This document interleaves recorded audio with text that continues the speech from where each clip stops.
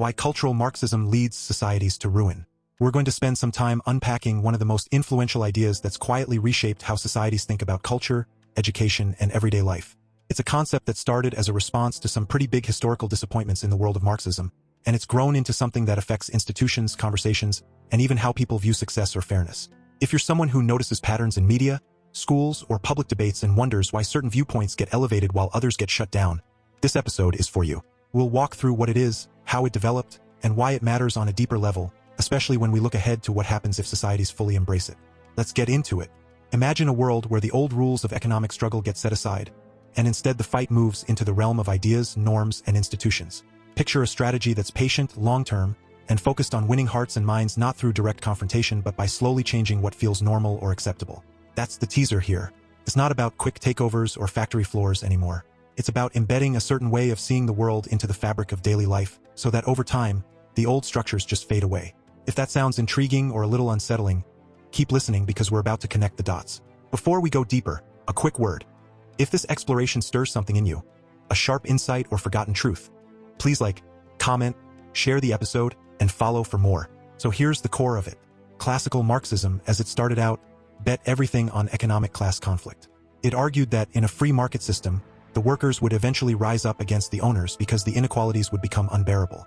But that didn't happen the way the theory predicted, especially in more developed societies where prosperity and stability seemed to blunt the edge of that revolt. Workers often aligned more with their nations or communities than with a global class struggle. That failure forced a rethink among some Marxist thinkers in the early 20th century. They realized that to make real change, you couldn't just focus on factories and wages. You had to target the deeper cultural foundations that kept the free market and traditional ways of life going strong. Enter the idea of cultural hegemony, developed by an Italian communist thinker during his time reflecting on why direct revolution wasn't taking hold. He described it as the way dominant groups maintain power not just through force but by shaping what everyone takes for granted as common sense, through schools, media, arts, and family life. The real battle, he said, isn't a quick strike but a prolonged war of position, slowly building influence in those cultural spaces until the old order loses its grip from within. This shift marked the birth of what we call cultural Marxism. It took the basic oppressor versus oppressed framework from classical Marxism but moved it away from pure economics and into culture, psychology, and identity. Instead of waiting for the proletariat to seize the means of production, the strategy became infiltrating the institutions that shape consciousness. Think about it logically. If the free market thrives because people value individual effort, family stability, and shared norms, then undermining those norms creates the conditions for a different kind of society. A group of Marxist intellectuals in Germany in the 1920s and 1930s formalized this through what they called critical theory. They blended economic critique with psychological insights, arguing that the real problem wasn't just who owns what but how society represses people at a deeper level. Their approach was relentlessly negative, a constant dismantling of existing structures without always offering a clear positive replacement. They saw the family, authority figures, and traditional morals as potential sources of repression, and they aimed to expose them as such. One key development came in the idea of repressive tolerance. A thinker in this tradition argued that in an unequal society, blanket tolerance actually protects the status quo and the authority-oriented views that hold it up. True liberation, he said, requires a selective approach, intolerance toward ideas and movements that reinforce the old order, and full openness to those pushing for radical change. This wasn't about open debate leading to truth. It was about using tolerance strategically to advance the cause, creating space for new victim groups while marginalizing anything that defended tradition or merit. Logically, this sets up a one-way street where criticism flows only in one direction. You critique the free market's cultural supports endlessly, but you don't tolerate pushback that might defend them. From there, the ideas spread into education through concepts like critical pedagogy. The goal wasn't neutral learning but awakening what they called critical consciousness. Teachers would use emotionally charged topics from students' lives to highlight personal experiences of oppression, then guide them to see those experiences through the lens of broader systemic forces. This process, known as conscientization, turns education into a tool for radicalization. Students aren't just learning facts. They're being trained to view society as a battlefield of oppressors and oppressed, with the free market and its cultural norms as the ultimate villains. Over time, this creates generations who see every institution through that binary, constantly searching for new forms of victimization to mobilize around. Now let's move into the deeper analysis of the themes. At its heart, cultural Marxism operates as a perpetual critique machine. Unlike classical Marxism, which had a clear endgame of a classless society after the revolution, this version thrives on never-ending deconstruction. Every norm, every standard, every measure of success gets questioned as a tool of domination. Why does this matter? Because it replaces objective standards with subjective power dynamics. In a free market, innovation and progress come from competition based on merit, evidence, and results. But when everything is reframed as oppression, merit becomes suspect, evidence gets dismissed if it doesn't fit the narrative, and results are secondary to feelings of grievance. Logically, this erodes the foundations of cooperation and trust. Societies need some shared reality to function. When critical theory insists that truth itself is constructed by power, and that power always favors the dominant group, you end up with fragmented realities where dialogue becomes impossible. Consider how this plays out in institutions. Education shifts from teaching skills and knowledge to fostering identity-based awareness. Media and arts prioritize stories that highlight division and victimhood over unity or achievement. Even corporate spaces, once focused on production and profit, start adopting these frameworks to signal alignment. The search for ever-new victim classes becomes endless because the ideology requires constant mobilization. What starts with economic classes expands to gender, race, sexuality, and beyond, each framed as an oppressed group needing liberation from the structures of the free market and traditional authority. This isn't sustainable long-term because it creates a feedback loop. More grievance leads to more critique, which weakens the very systems that provide stability and prosperity. Now, using reason and logic, let's forecast some scenarios for societies that implement cultural Marxism fully. These aren't predictions based on any one place but general outcomes from following the ideology to its conclusions. In the early stages, you see cultural shifts that feel liberating to some. Norms around family, gender, and authority loosen. Speech becomes more guarded as certain topics get labeled harmful.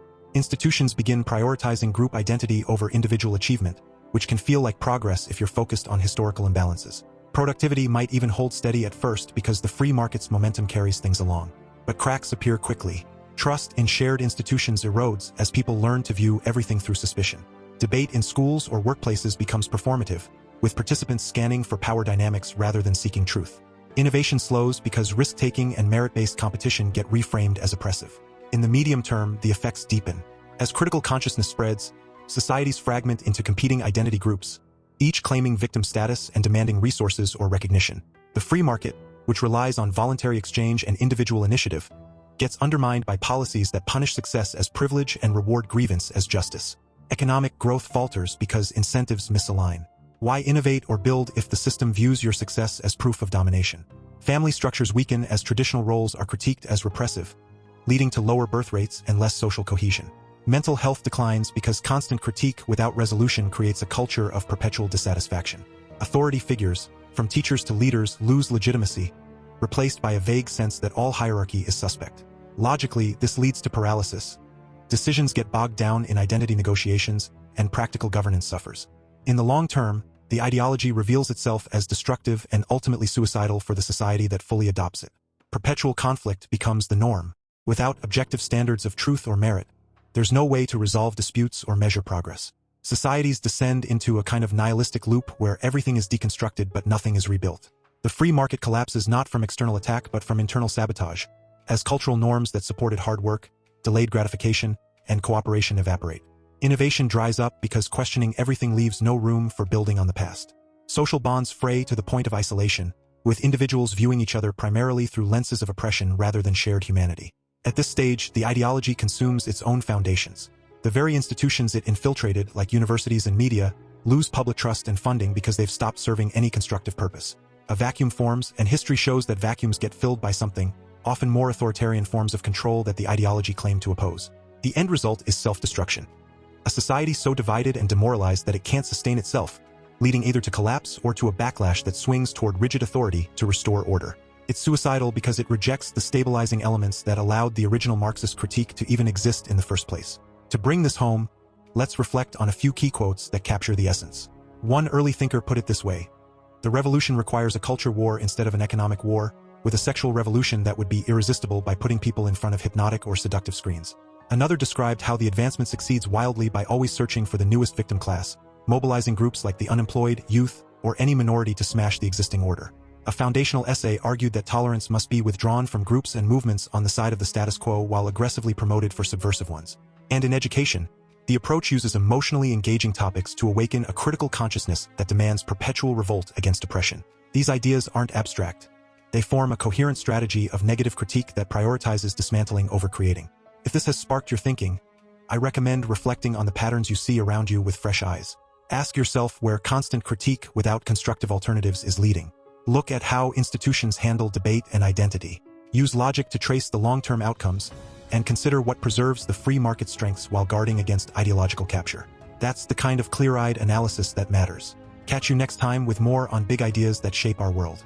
Take care, stay awake, stay free,